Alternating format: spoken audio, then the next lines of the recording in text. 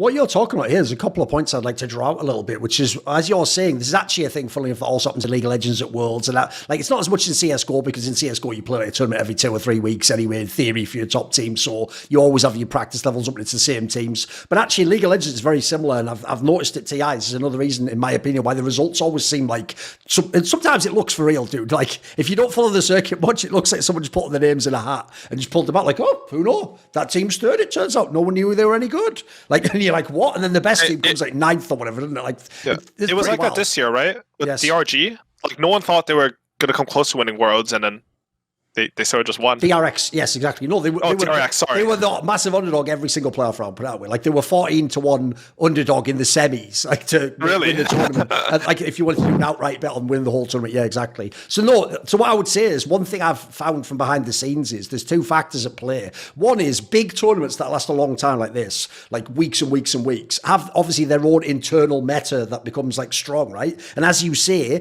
it's not just that it happens, but you have to catch on to that quick, like before you get knocked out, obviously. And then part of how, as you said, it determines whether you do, is which scrim group you get into early on. So the problem is, if you come in and you might even be with the other good teams if you're a top team, but maybe they don't end up being the good TI teams, as you're all practicing some shit that you all think works, and then it turns out the other scrim group has like the meta solved, or just wrecks everyone, right? It sounds like that alone makes it a lot of luck in the results.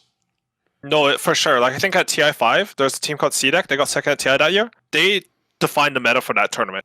If they were in Secret's group, and like they were in our group that year, and we were also practice partners with them, but if they were in Secret's group, maybe Secret would have won that TI, because they taught everyone so much about Dota just by merit of being in their group. And like, for example, like this last TI, like you had some weird group A meta with like Shadow Fiend and these heroes that like went 0-10 on the main stage. And if you played into that meta, you thought it was good. You saw these teams like EG dominating the group stage, but then they played versus a Group B meta, and apparently, like, just sort of honestly by luck, like Group B meta was just so much better.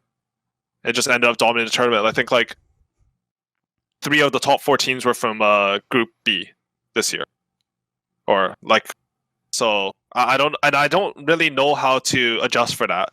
Like, just this luck factor. It's something that I think a lot about as coach, like, because you can watch these strategies, you can watch these teams play, but you can't like have some empirical evidence like this is good, right? It's just like a gut feeling. It's like, oh, this looks good, what they do. At times we were watching the Shadow, like, oh, this hero, like maybe we should start playing it. But we decided, like, we scrimmed a bit, we decided, nah, I think this hero actually has some weaknesses we can expose instead. But we could have just been wrong about that, right? Like, there's a chance we just lost 0-4 of a Shadow Fiend in the main stage, and then, oh, GG, our TI runs over. We guessed wrong. By the way, just as an aside, I actually just remembered as well that I think in the original interview we did of this, that I actually kept calling it champions instead of heroes, and that triggered.